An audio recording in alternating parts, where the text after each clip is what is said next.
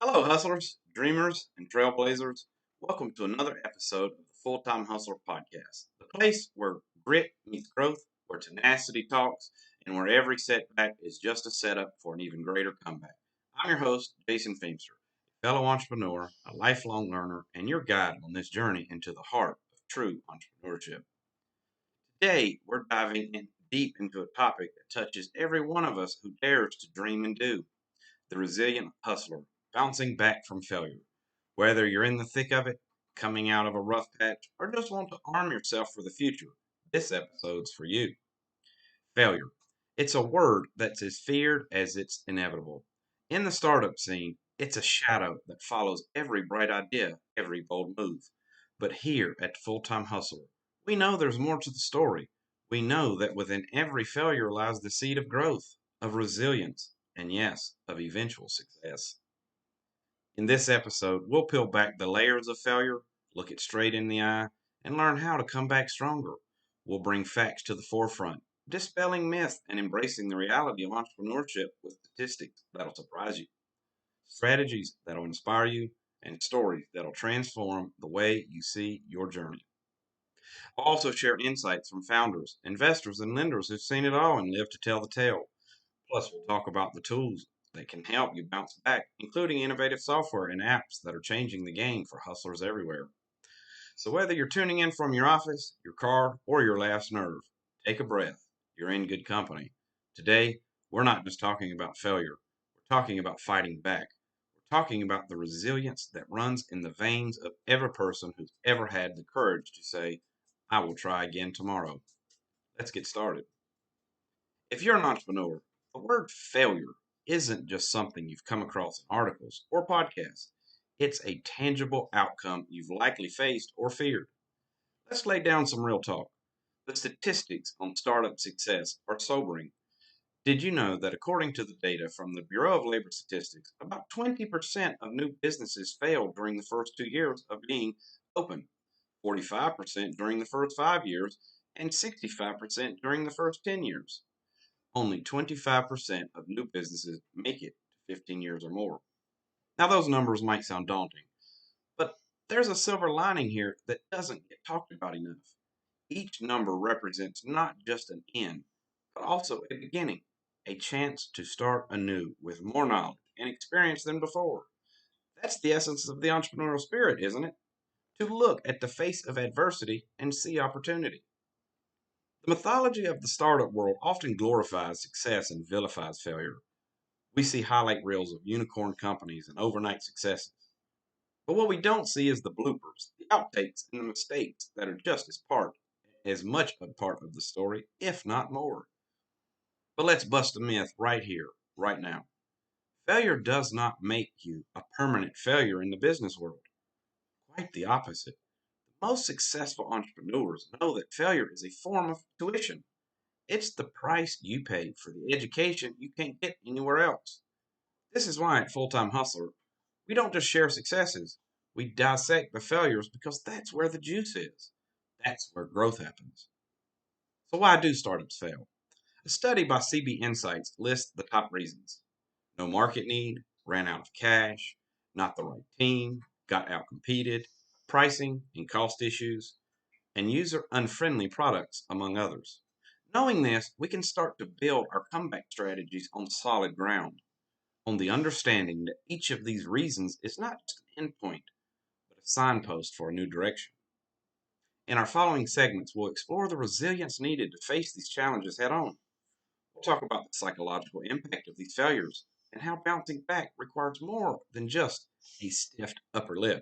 It calls for a strategy, a support system, and a new definition of success. But before we dive into that, let's take a moment to appreciate the journey you're on. Entrepreneurship isn't just a career, it's a lifestyle, a roller coaster ride that you've bravely boarded. And for that, you deserve a round of applause.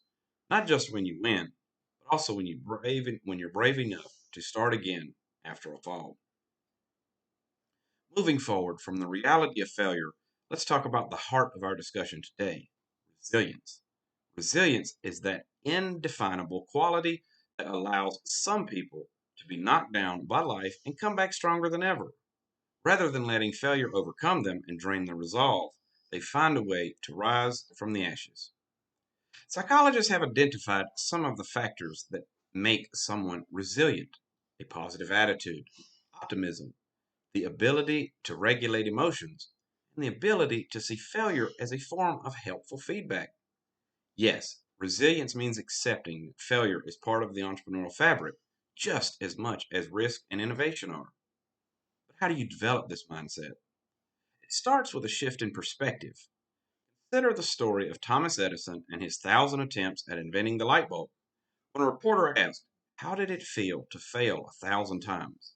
Edison replied, "I didn't fail 1,000 times. The light bulb was an invention with 1,000 steps."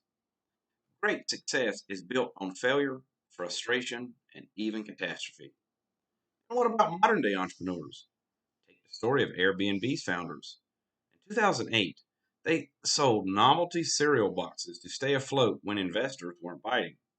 Fast forward, and that same tenacity led to the company that's now valued in the billions. They embraced their failure, learned from it, and propelled them to find creative solutions. So, how can you apply this? First, understanding that setbacks are not the end of your story, they're merely plot twists. It's about not letting the failure define you, but letting your response to it shape you. When faced with a setback, ask yourself, what can this teach me? How can I adapt my approach? What's the next step in my 1,000 step journey? It's also essential to build your resilience toolkit. This includes mental practices like mindfulness and reflection, seeking feedback, and adjusting your course. It's about knowing when to pivot, when to persevere, and when to pause and take care of yourself.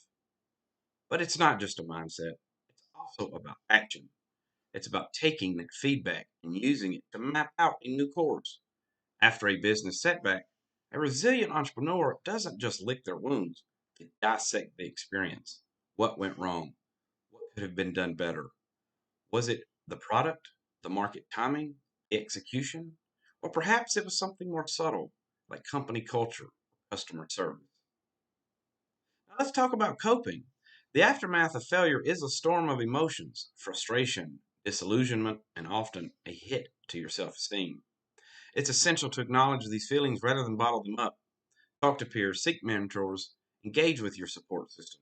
Remember, vulnerability within a trusted circle is not a weakness, it's a strategy for resilience. Yet we must not be careful to confuse resilience with sheer stubbornness. It's not about blindly pushing forward with the same tactics, it's about being adaptable, learning from the experience, and then applying those lessons to your next venture. The stories we'll be sharing next are a testament to this very adaptability. They are narratives not just of failure, but of recovery and triumph. They're the stories of entrepreneurs who didn't just bounce back, they bounced forward. When we talk about bouncing back from failure, it's not just an abstract concept, it's a narrative that's been lived out by countless entrepreneurs. Let's zoom in on some inspiring profiles of resilience. Take the story of Arianna Huffington, who, before launching the Huffington Post, faced 36 rejections for her second book. It would have been easy to doubt her path as a writer and entrepreneur, but she didn't give up. Instead, she persevered, and the Huffington Post became a wildly successful news platform, eventually selling to AOL for $315 million. Today, she's moved out to thrive in her new venture, Thrive Global, focusing on health and wellness. Or consider Steve Jobs, a name synonymous with innovation. Yet his journey was far from a straight line. He was ousted from Apple, the very company he co founded. But did he stop? No. He went on and found Next, a move that eventually brought him back to Apple. When he returned, he led the company through a period of unprecedented growth, introducing the world to the iPod, the iPhone, and the iPad. Another tale is that of Howard Schultz, the force behind Starbucks' global coffee empire. Schultz actually left Starbucks to start his own coffee company. After facing difficulties, he returned to Starbucks and transformed it from a mere coffee bean shop into the coffee house giant we know today. Each of these entrepreneurs faced significant setbacks, but they didn't let failure define them. Instead, they redefined failure, treating it as a detour, not a roadblock. They kept learning, kept moving, and kept their vision in sight. Their stories underscore a critical point. Resilience is about finding the strength to start over, to take what you've learned and apply it to a new venture, a new chapter, or a new approach. It's about not letting the end of one thing define the entirety of your journey. Now let's unpack the strategies and mindsets that help these individuals not just to overcome their failures, but to use them as a springboard to greater success. Now that we've seen how some have weathered the storm of setbacks, let's turn to the anatomy of strategic comeback. A comeback is more than just the will to continue. It's a plan in action, a deliberate series of steps designed to reclaim and even surpass former glories. The first step in planning a strategic comeback is to reevaluate. This means taking an honest look at your business model, your product, and your market fit. Sometimes the vision remains solid, but the execution needs a pivot. Take, for example, Twitter. Initially, it started as audio, a network where people could find and subscribe to podcasts. However, when iTunes began taking over the podcast niche, audio's founders knew a change was necessary. That pivot led to the creation of Twitter, a platform now integral to our global conversation. Another crucial aspect of a comeback is leveraging new technology and tools to give your business an edge. Innovative software and apps can streamline operations, enhance customer engagement, and open up new revenue streams. Slack, the communication platform, didn't start as the success we know today. It began as a tool with a gaming company, TinySpec, during the development of a game called Glitch. When Glitch didn't take off, the company recognized the potential of their communication tool, pivoted their focus, and Slack was born. Resilient entrepreneurs also understand the importance of timing. A comeback doesn't necessarily mean rushing back into the fray. It might require waiting for the right moment, when market conditions are more favorable, or when new skills have been honed. Netflix is a prime example here. In the late 2000s, they were primarily a DVD rental service, but they foresaw the potential of streaming and gradually shifted their model. They bided their time, built their streaming service, and when the world was ready, Netflix was there to meet the demand, revolutionizing the way we consume media. Lastly, a successful comeback often involves recalibrating goals. It's about setting achievable incremental milestones rather than one overwhelming target. This approach builds momentum and fosters a culture of continuous improvement, which is the essential for long term resilience. In essence, a strategic comeback isn't just about getting back to where you were. It's about using your hard earned wisdom to get where you've never even dreamed you could be. It's about being better, smarter, and more attuned to the possibilities that your initial setbacks can present. As we navigate the complexities of entrepreneurship, the lessons we learn from our mistakes often become the cornerstones of our future success. The act of failing and getting back up is not just about resilience, it's about extracting wisdom from our missteps. Consider Dyson, a company renowned for its innovative vacuum cleaners. Founder James Dyson went through 5,127 prototypes over 15 years before creating the world's first bagless vacuum cleaner. Each failed prototype taught him something new, bringing him closer to the breakthrough he saw.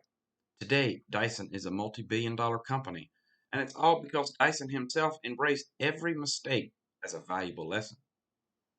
Another profound lesson comes from Airbnb, which which faced its share of challenges in the early days. After a lackluster launch, the founders realized they needed to offer a more than just a marketplace. They needed to create a sense of trust among users. They began by improving the quality of their listings with professional photography, which dramatically increased user engagement. This keen response to initial user feedback was pivotal in transforming Airbnb into the industry leader it is now. These examples highlight a common theme. The path to success is rarely a straight line, often a zigzag journey marked by lessons that are sometimes tough to swallow. Yet, it's these very lessons that sharpen our instincts and refine our strategies. When we learn from our mistakes, we gain insights into not only our business models, but our personal strengths and weaknesses. We become more attuned to our industry and more empathetic leaders. This learning process can often lead to innovation, pushing us to think outside the box and develop solutions that set us apart from the competition. As we move forward, we'll discuss the critical role of support systems in our entrepreneurial journey. No one bounces back alone, and the wisdom to lean on others can make all the difference in the world. As we've journeyed through the narratives of setbacks and comebacks, it's clear that the road to recovery often requires more than just individual tenacity. It demands a robust support system. Entrepreneurs often bear the weight of their ventures, but it's the shared strength from others that can help lift the burden during tough times. Support systems come in various forms. It could be a mentor who offers guidance, a peer network that provides encouragement, or a community that shares resources. Take the story of Mark Zuckerberg and Facebook. In the early days of Facebook, when it was still called the Facebook and only available on college campuses, Zuckerberg sought the counsel of Sean Parker, who became the company's first president. Parker provided not only strategic advice, but also helped Zuckerberg navigate the venture capital world, leading to Facebook's first major investment. Another critical aspect of a support system is the feedback loop it provides. When Reid Hoffman was building LinkedIn, he relied on input from fellow Silicon Valley entrepreneurs, which helped shape the platform into the world's largest professional network. This collaborative environment allowed Hoffman to refine LinkedIn's offerings and grow the company strategically. For many entrepreneurs, support systems also come from unexpected places. When Howard Schultz was looking to buy Starbucks and transform it into the coffee house we know today, he found support not only from investors, but also from his own employees who believed in his vision. Some even pitched in their savings to contribute to the cause. Support systems are not just about getting through the tough times, they're about building a foundation for sustained growth and innovation. They provide perspective when we're too close to a problem and offer resources when we are stretched thin.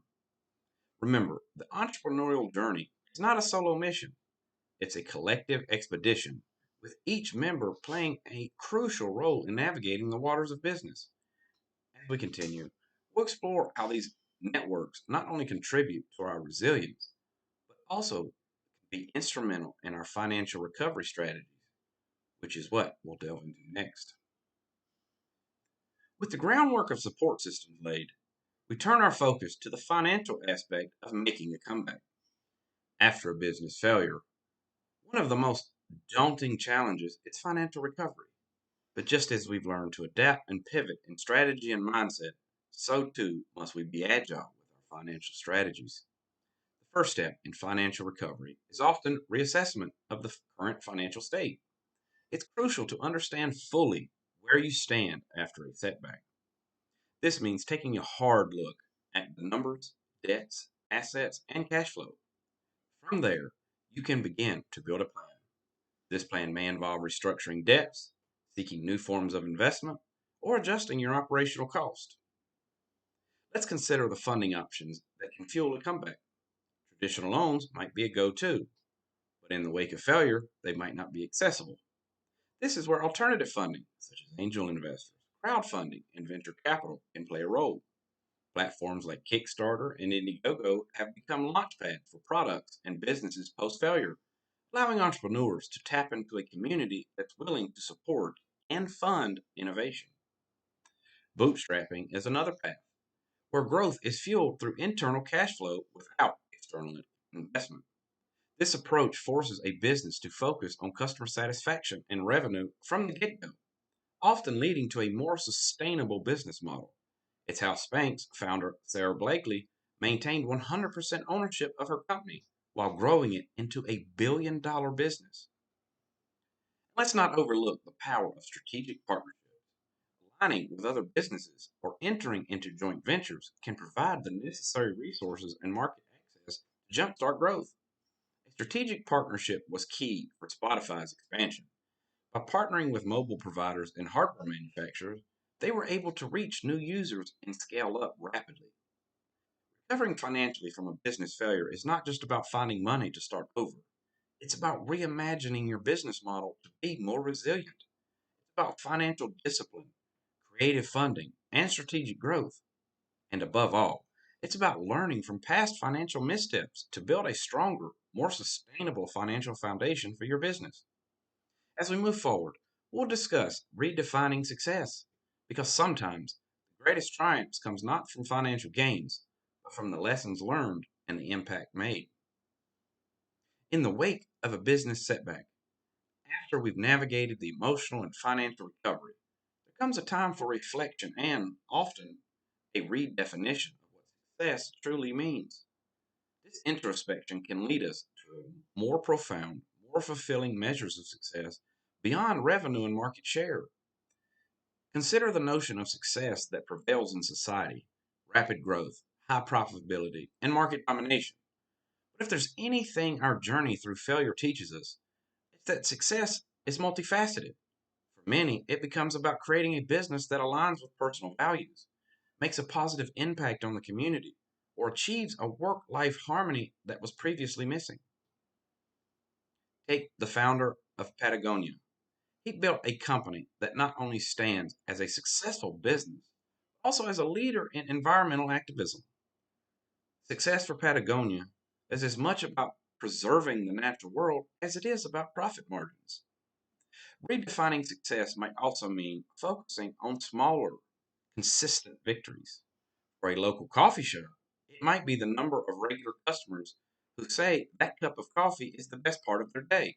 Or for a tech startup, it could be the positive feedback on a user interface that makes people's lives just a bit easier. Success can also be about personal growth. It's about becoming a better leader, a more empathetic employer, a more conscientious member of the industry.